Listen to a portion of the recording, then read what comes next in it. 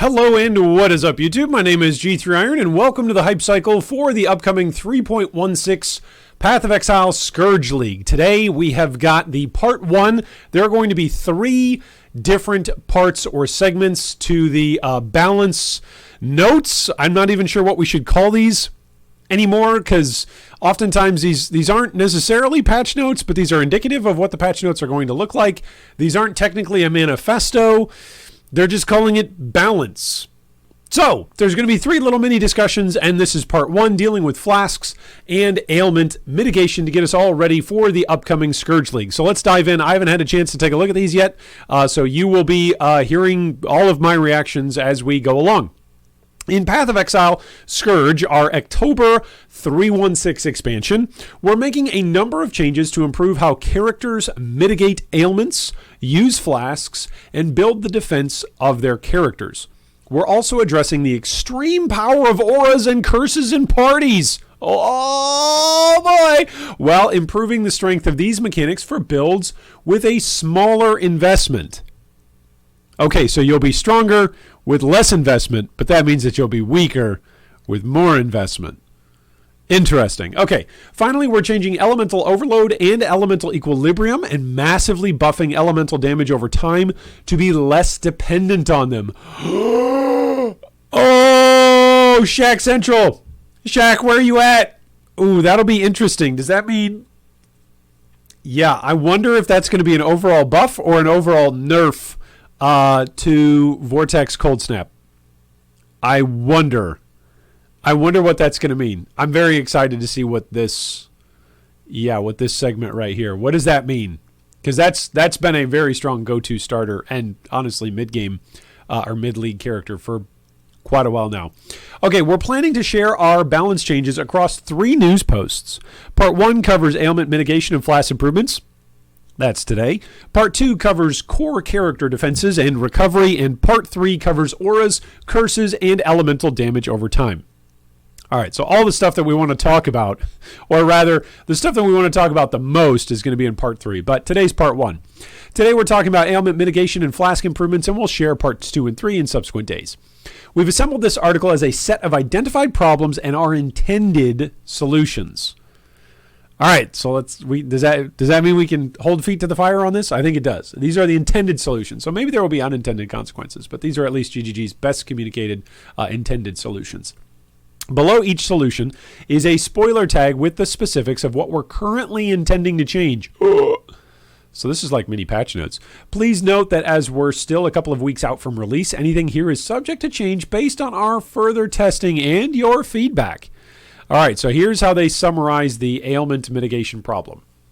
In 3.15, we changed how flasks prevent ailments and curses on you, but didn't provide enough reasonable alternatives for mitigating ailments. Solution.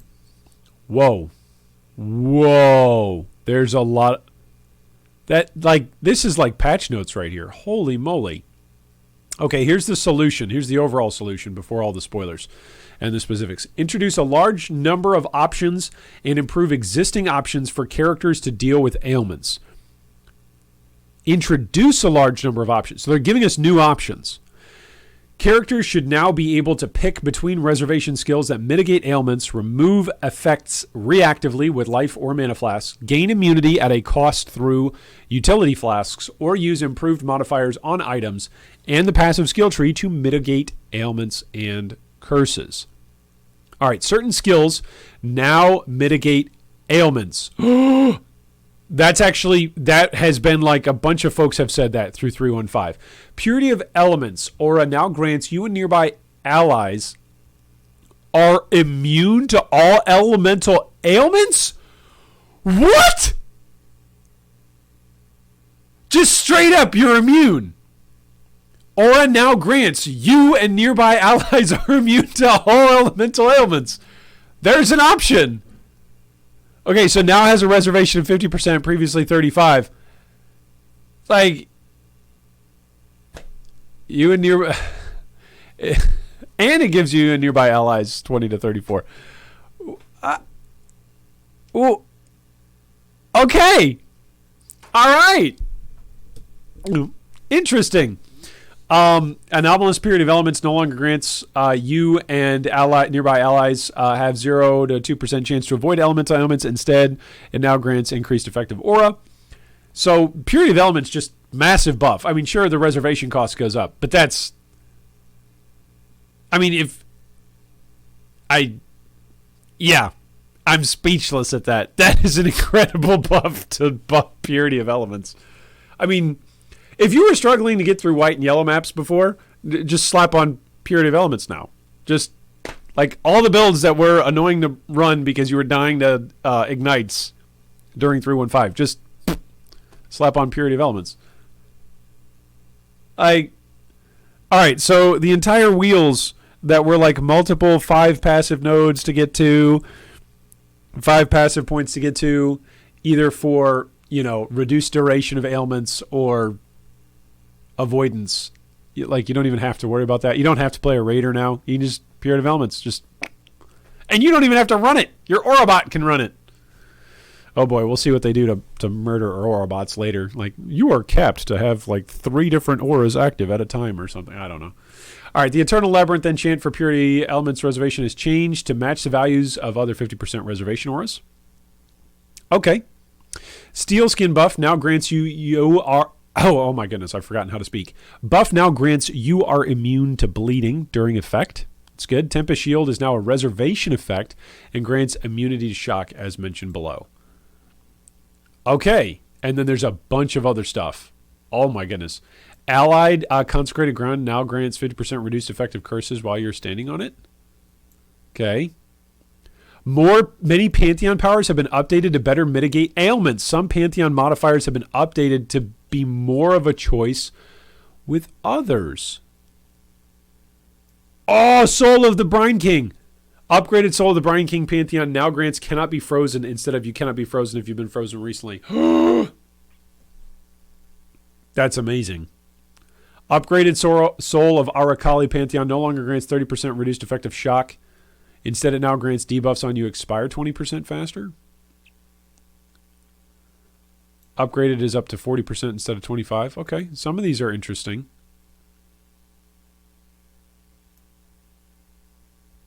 Now grants unaffected by burning ground for Aberath. Okay. Some of these could be interesting. I mean, I'm just reading this and maybe I'm just a noob. I've always been a noob. I always will be a noob. But that looks pretty good. Okay. Oh my goodness. Added new crafting bench modifiers. Take no extra damage from bleed while moving? That's really good. Look at this on rings. Between 2 rings, you could just be like, well, I don't want any of this effect. I don't want ignite or chill or shock or curses. Like, if you want to use your rings to do that, like, everything now has an option to remove ailments. That's going to be my summary statement of this. Influenced items even have it. Oh my goodness. This is just... Harvest implicits. Modifiers that granted a chance to avoid ailments or reduce ailments now have values at 15%. Like, everything just got buffed. Okay, so pre-3.15, it's way too easy for people to get around ailments. That's a problem in the design space because we want to be able to design, difficult encounters that use ailments. 3.15 comes out. Not everybody, a lot of people complain. Oh, okay, well, we just didn't want you guys to feel like you needed to smash your flasks in order to get around ailments. So we'll just give you every other option on the planet, whether it's jewels, whether it's items, whether it's passives, whether it's mana reservation. Oh, man. Okay, I'm moving on. This is a meme already. All right, flasks. Speaking of flasks, many flask modifiers grant buffs during flask effect, which isn't well suited to a life or mana flask short and reactive nature. Solution: added new modifiers to life and mana flasks that are impactful but brief and have a duration rather than applying during the flask effect. Removed many flask effect modifiers from life and mana flasks and added the following modifiers for life and mana flasks. 1. Hinder nearby enemies with 40% reduced movement speed for 4 seconds if used while not on full life. Oh, okay, so that's kind of like Aspect of the Spider, isn't it? Hinder nearby enemies with 40% reduced movement speed for 4 seconds if used while not on full life. I mean, grants immunity to hinder for 17 seconds if used while hindered. Grants immunity to maim for 17 seconds if used while maimed. So if you're hindered or maimed and you pop this flask, then bada boom, you're immune to it. Recover an additional 40% of life recovery over 10 seconds if used while not on full life. Oh, that's something. Okay, so that's flasks. Next problem with flasks. Utility flasks are usually used proactively, but the ailment protection modifiers introduced in 3.15 work by reacting to an ailment on you. Yeah, that was the exact solution. So our solution now is replace the ailment removal modifier on utility flasks with one that grants ailment immunity but lessens flask duration. Note that base durations on utility flasks have been increased to compensate. Like, if flasks are going to be a way to avoid ailments, then you need to have them up all the time. It just creates the piano flask. I thought we were trying to get away from that. Added new modifiers to utility flasks for mitigating ailments, as well as adding more tiers to existing modifiers that are now only found on life and mana flasks, as noted above. We have also added these ailment immunity modifiers for utility flasks as beast crafting options.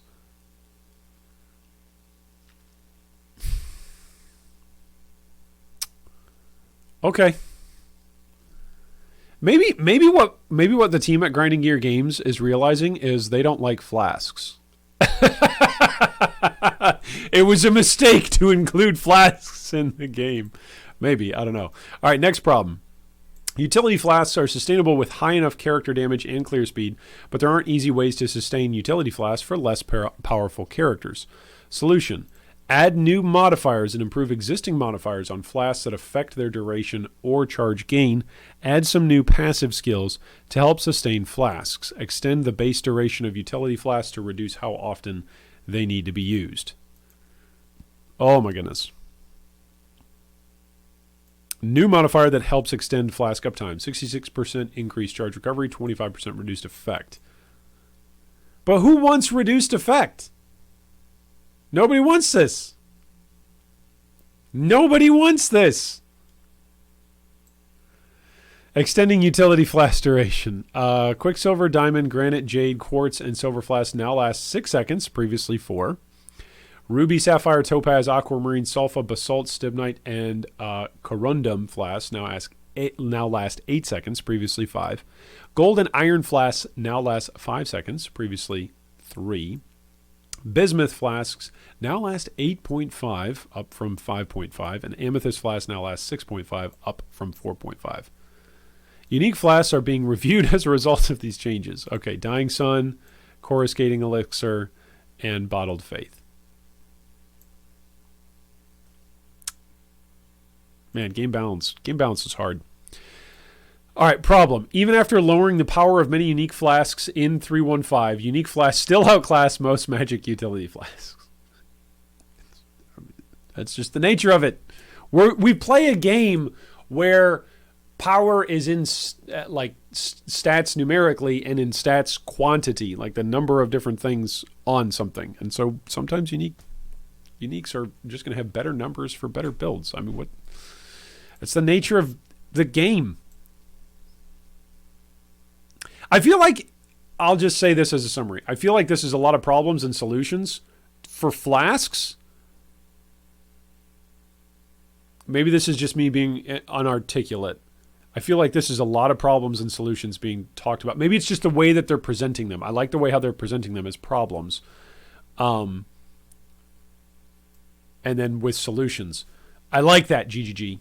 Like, don't hear what I'm not saying. I like that. That's good. I like this level of communication.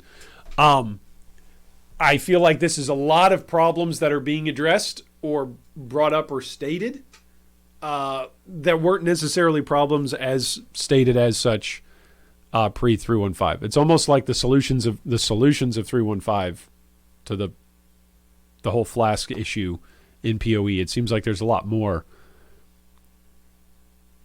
issues after 3.15. Is that fair to say, or am I being too harsh? You guys let me know. Okay, solution. Add multiple tiers to most Flask modifiers. At higher levels, Flasks now have much more powerful effects available. Flask modifiers that increase armor or evasion are now weaker at their first tier, as the changes to armor and evasion below make them more powerful. These changes allow us to restore some of the power that was removed from Flasks in 3.15 without affecting the early and mid game as much.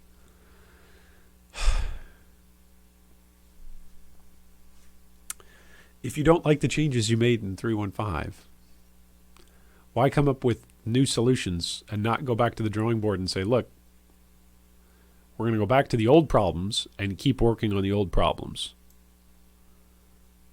I don't know. Oh boy, I don't know. Okay, in Kindling, there's a lot riding on 3.16. I'll just say that right now. There's a lot riding on 3.16. Not just, this is not a personal opinion. This is just from a lot of folks that I've seen commenting here on our YouTube channel, on our Discord, talking on the forums. I feel like 3.16 for a lot of people is going to be make or break. 3.15 really put a lot of people off. And it may turn out, I may need to make a whole discussion video on this. I think announcing POE 2 when they announced it now might have actually been a mistake. I don't know if that's just buyer's remorse. I hear from a lot of folks saying, I'm not even touching the game until POE 2. I'm hearing that more and more from people. Both in guild, on YouTube through y'all's comments, on Twitch whenever I do stream, on Twitch when I'm watching other people stream. Yeah. All right, solution. Buff some enkindling orb effects, most notably the increased Flask effect modifier, because enkindling effects on Flasks aren't impactful enough. I feel like the meme from that one movie, is it Mean Girls? Like, stop trying to make us burn currency on Flasks more than we already do. Stop making that a thing. Why is it that jewelers and fusings are going to be on the way out for POE 2, but like crafting on Flasks isn't going to be on the way out? I don't know. I got too many thoughts running through my head right now. Okay, next problem. Oh, I didn't show this one. Here you go. Here's the buffing the effects of enkindling orbs. That's nice to buff them. It's just interesting. Sometimes I think GGG accidentally, or maybe intentionally, introduces problems that they then later on need to go balance around. Belts are the item slot intended to enhance Flasks, but only have a few limited list of modifiers that actually affect Flasks in their modifier pool. Solution. Add more tiers to Flask modifiers on belts and move the Flask effect modifier out of the influence modifier pool into the base modifier pool for belts. Now that's interesting. You no longer need to have influenced belts. So we added some more tiers to belt modifiers that affect Flasks, resulting in buffs to most modifiers, most notably life and mana recovery modifiers. Here are some examples of values of some high tier modifiers. Increased Flask life recovery rate, increased Flask mana recovery rate, increased Flask charges gained, increased Flask effect duration. Flasks applied to you have 12% increased effect. That's nice. That's very nice. That's very nice that's now no longer, you don't need an influence belt to get that. So, you can get that relatively early on. Problem. Instant recovery life flasks are by far the most reliable tool for survivability. They are? I thought just not getting hit, period, was. As the total life recovery from a flask is reasonable, but spread over a long period of time. Solution. Keep the total life recovery from all life flasks the same, but have the amount of time for this to occur, which doubles their healing per second. This is a huge improvement to how effective non-instant life flasks are at keeping you alive in tough situations. So, spoiler, the Blood of the Kuruai unique flask is being reviewed as a result of these changes and now has 35 to 50% reduced recovery rate, previously 5 to 20% increased. Okay. Yeah, I've seen like this unique flask has always been good for some builds, but a lot of people have been using it in 3.15. A lot more people were using it from what I saw. Okay, problem. There are no accessible tools for a player to change their charge gain method if gaining charges on kill isn't well suited to their slower playstyle. Solution. Rework the survival jewels available from the Through Sacred Ground quest to let you gain charges another way while reducing the charges gained from kills. These designs are still in progress. That's cool. I like that. Like, redesign a quest or a reward from a quest and see if we can't do something that way. It doesn't necessarily mess with the economy. Sure, people, run the quest and create other characters. I suppose that can mess with the economy a little bit. But it's not like they're like, well, here's the problem, and now we're going to add a new influenced pool or a new tier of a new crafting orb, which is what they've done at other spots. All right, problem. Rangers don't have a form of life recovery that they excel at. No, because their solution to survivability, where was it? Instant life recovery flasks are by far the most reliable tool. No, they're not. Just not getting hit. Not getting hit is the most reliable form of survivability. Okay, Rangers don't have a form of life recovery that they excel at, while almost every other core character has a signature special recovery method. Our solution is to add new and improve existing passive skills, specializing in the recovery of charges for life and mana flasks, as well as life recovery from flasks in the Ranger section of the passive tree. Wah, wah. Just play a Pathfinder. Didn't they just change like the flask effect a couple of leagues ago on the base skill tree? Wasn't that just 2 leagues ago?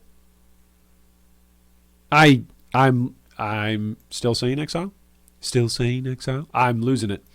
All right, specifics. Added life regeneration if you've used a life flask in the past 10 seconds, and mana gained on hit with attacks if you've used a mana flask in the past 10 seconds. Okay, we used to have those things off of curses.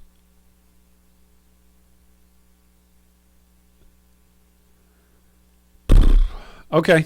Added new passive skills in the Ranger section of the passive skill tree that increase generation of life and mana flasks, including gaining a life flask charge on hitting enemies with a short cooldown. Added new sources of life and mana flasks gaining charges every 3 seconds, and life flask gaining charges when you suppress spell damage. I guess, okay, let me wrap this up and then I'll give my summary statements. That concludes part 1 of our 3.16 expansion balance changes. Tomorrow we'll share part 2, which covers our plans for core character defense and recovery. Please keep in mind, as we're so far away from launch, elements of what we've written here may change after further playtesting, feedback, and iteration. So be aware of that, folks. Like, we can hold GGG a little bit to the fire on this. Like, hey, this is what you said, lead up to patch notes and lead up to launch and to release. But then ultimately, like they're saying, they might change things, right? They're open to changing. This is not set in stone. There's plenty more to discover in our upcoming reveal of Path of Exile Scourge and its patch notes. See you tomorrow, posted by the GGG community team. Okay, so I guess maybe there just comes a time for every different player or for players in a life cycle of a game where they feel like a development team is now, it's almost circular, where a development team is now rehashing problems that they have already rehashed, that the player has seen them rehash or deal with in the past.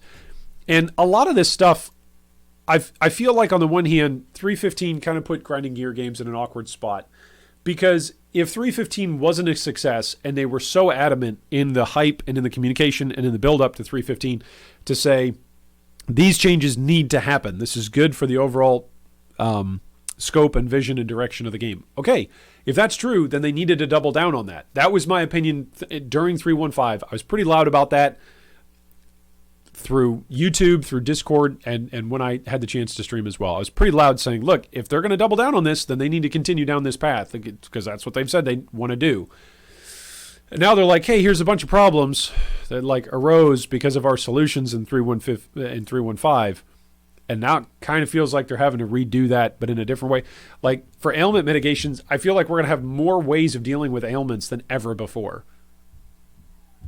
Like, the stated problem prior to 3.15 is, oh my goodness, players are just ignoring ailments because we've given them, too powerful of a ways to mitigate it. And now look at this. Like, look at this. This is like patch notes unto itself. This is you know, this is well over, you know, a page on a web page of a scroll on a web page, well over that for just options dealing with ailments. Like we used to have a couple different ailments, options for dealing with them, but now it's like, all right, we're granting you way more. And here's the only one that I even care about. I'll just throw on Purity of Elements.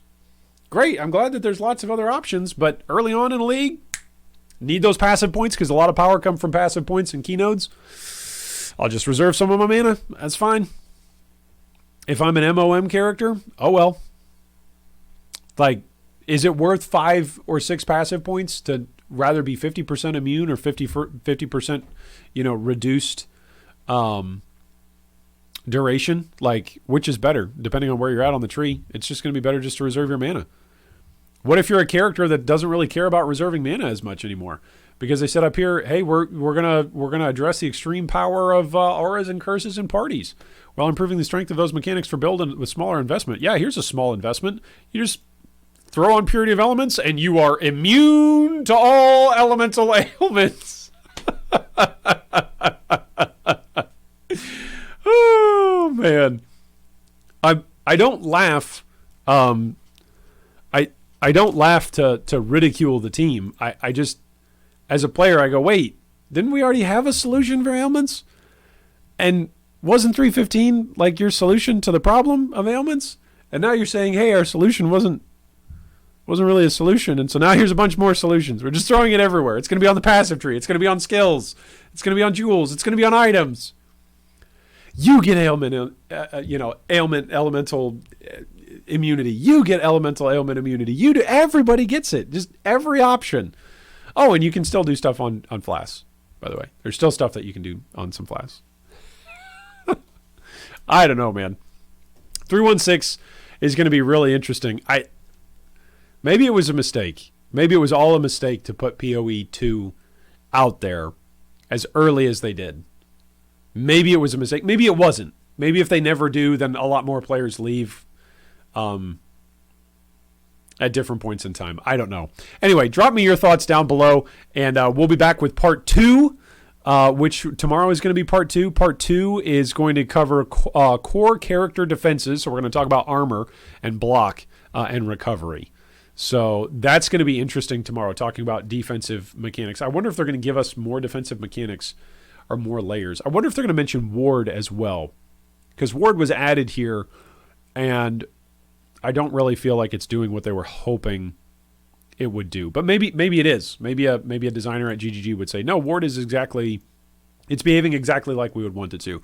Anyway, so I will see you for that hopefully tomorrow. Thank you in advance so much for all of your comments. I will try to take a look and respond to each of them as I've got time. And I hope the upcoming 3.16 Scourge League is the league that a Mirror of Calandra drops for you.